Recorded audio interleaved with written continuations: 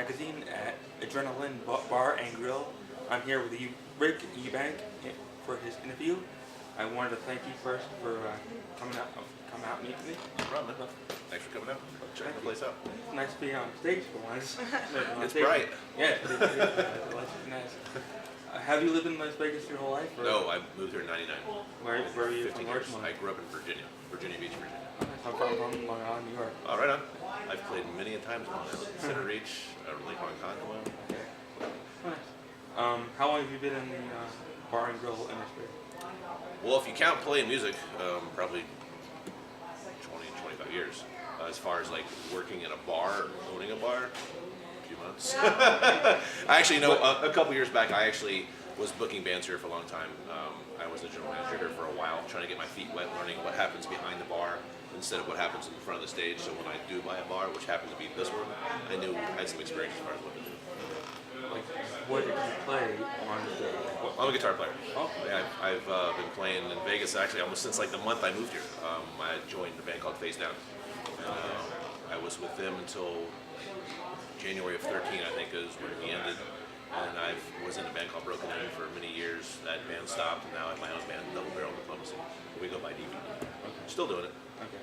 I play bass by the side. I play guitar by myself too, you know. So, as far as what you're talking about, the diplomacy, what goes behind the stage, behind the bar, what would you think like of things that go behind? Well, you know, as far as the scheduling and the payroll, the alcohol ordering, management as far as what needs to be done at certain times of day, all the promotions, the marketing that goes involved, everything that most people don't realize when you come into a bar to get a beer. You don't realize how much it takes just to get that beer to that person. As far as everything that has to be done, it's really tricky. It really is. It's not as easy as, hey, can I get a beer here? No problem. It's a lot involved. It really is. I wouldn't say it's a lot involved to give somebody a beer. Obviously, that's easy. But as far as keeping the place open and keeping new people coming in, the same people coming in, keeping everybody entertained, it's a lot. Yes. Building relationships. Yeah, it's big time. What has it been like with as far as like the since you bought the bar with the patrons? What have they been like as far as like have they been nice? Have they been Yeah, you know what? I mean, the old Cheyenne Saloon, I even hate saying that word because I don't associate myself with that at all anymore. But the old place, the patrons were a little different. It seems like they were a little more carefree. Didn't really care. They only go to a dive bar and have a PBR, and puke on the floor. That's not the case anymore. Me and my two partners, we've put a lot into this. We want to make this place not a dive bar anymore, but more like a live music venue, a sports bar where people can actually come in here and feel comfortable. They can come to the bar and know that it's a nice place. They got nice TVs. There's clean new bathrooms. We want to make it comfortable for the women. No matter what you do around the world, it's women. You make women happy, the guys will come for the women because it's obvious. So if you can make it happy for the women, which is a nice place, it's clean. Like I said, the bathrooms, we have hooks underneath all the bars. The women can hang their purses. Make it really comfortable for them. And the guys are going to come in. They're going to see the same thing. Hey man, this is a nice stage, nice lights. Got killer TVs, there's good bands playing, nice pool tables. You just want to make it as comfortable as possible. So we've tried to make that transition, making it a nicer place. It's not the hole in the wall anymore. It's a nice place. It's not where people go, oh, I have to go there now. Now it's, hey, let's go there. It's a different turn of things, turn of events. What has the renovation process been like? Painstaking. Well, start from the outside. Obviously, we have the new sign up front. We repainted the outside. Unfortunately, that wall is still like it is, but we're getting a mural painted, but we keep waiting because we're waiting for the right person to do it and the right money because it's pretty expensive. But it's going to be a full art mural. It's going to be black light and responsive, so at night there's black lights in there, so you'll see it from really far away. So it's really cool, but it's just really expensive. We're waiting for the one guy that said he'll do it, but we're waiting for his time to come up. It'll take about 2 weeks. That's for the outside. As far as the inside is concerned, we have new flooring, the new tile, the new carpet everywhere. We got 6 new TVs. We actually have 8 new TVs, but I have 2 more in the back. We don't know where to put them yet. We got the new projector for the sports. Like I said, the bathrooms have been redone. We've redone this whole dance floor. We have an upholstered seat right here, which you guys can't see. But the stage has been raised 14 inches. The monitors are built into the stage. The stage is actually bigger. The stage is 42 feet wide as compared to like the 35 or what it was before. It's 15 feet wide. We have all new PA. We have 54,000 watts of PA. The lights have all been redone. New lights. kitchen. We've got a full kitchen now. We actually have in the back, the office is actually doubled as a green room. So when the national bands play, they actually have a place where they can go off their bus because they're always on their bus. They want to get off the bus. So we actually have a room for them. It's a brand new couch. They have their own TV system back there, a new carpet. They can just kind of relax. So it's been It's different from most of the venues, eh? yeah, it is. No, you're right. Absolutely. It's been a long process, man. But we're probably 95% done. There's a couple things small we want to do, but we're gonna wait. What's your impression of the music scene nowadays? What time is it? It changes like the clock, man. It's you know, I would like to think that there's unity, but everybody wants to think that. It's not true. It isn't. It's every man for himself, and it's horrible. It really is, because you know, so I've been in the local scene for 15 years now. You know, I've always tried to support as much as I can. Nope, not everybody can go out like they say they are, and I'm just as guilty as that person. But you know, the Cheyenne Saloon, which I hate saying that, used to be a cool place for a lot of the bands to play. You know, in the latter years, before we took over, it wasn't. And now I've made it a place to where I would like to think that a lot of people want to play here, and it is happening. But it just seems like every band will say the same thing. Hey, let's all have unity. Let's go to everybody's shows, but nobody does it. But nobody does it. So I don't rely on that anymore. I just kind of try to rely on the fact that this is a good venue that bands will want to play, and people will want to come into the door no matter who's playing.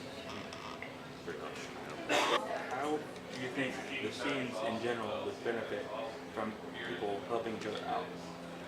I think it would help everybody. I mean, you know, as far as like a rock band is concerned, you know, you always have more energy on stage. There's more people there, and the more people that are getting into it, you get into it more.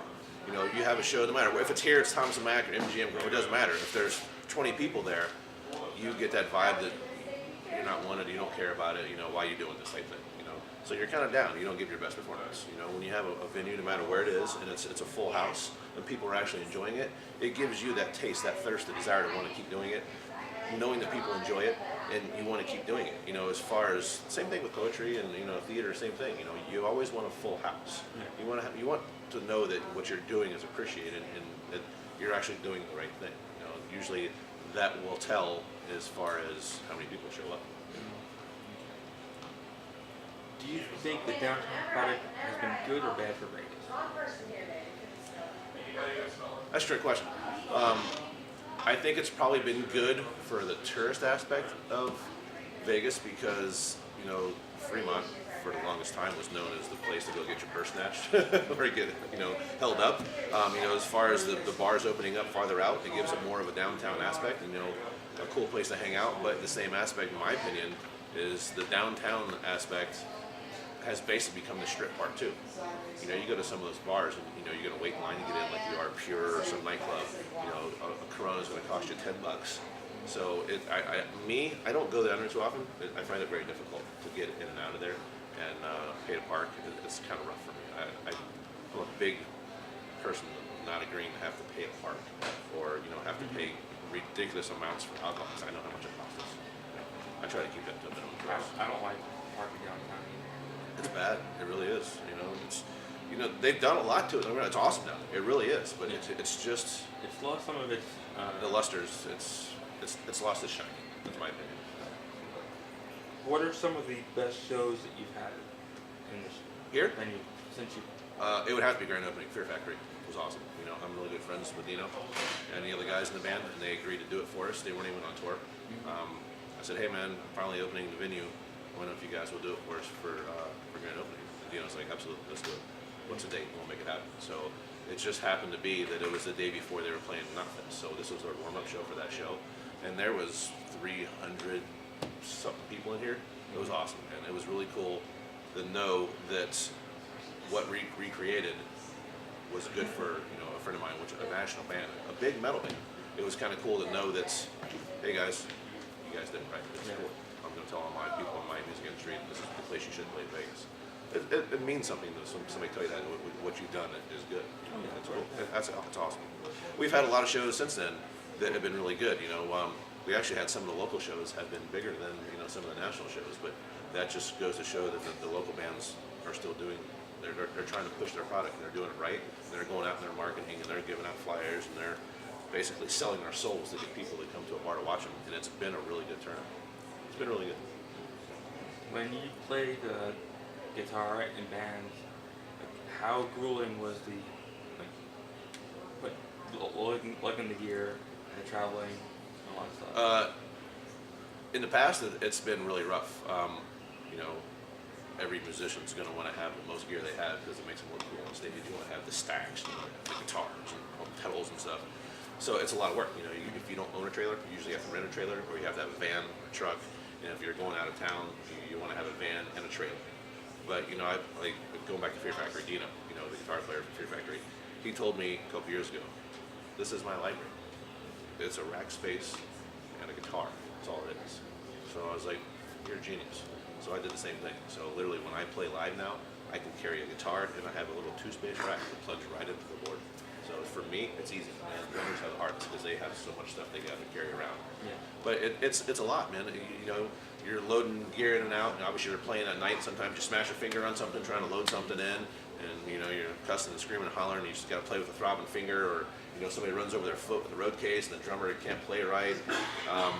You know, it's just hours of work for it seems like 30 minutes of bliss on stage. You know, but I do it every night if I could. I love it. What are your musical influences? Who do you like, and what are your favorite? Man, you know that's changed so much. You know, when I started playing guitar in 1988, it's 87, 88 or something like that. You know, to me it was Metallica. It was Metro. It was awesome. You know, so I got That's my favorite album. Yeah, it was great. You know, and then But yeah.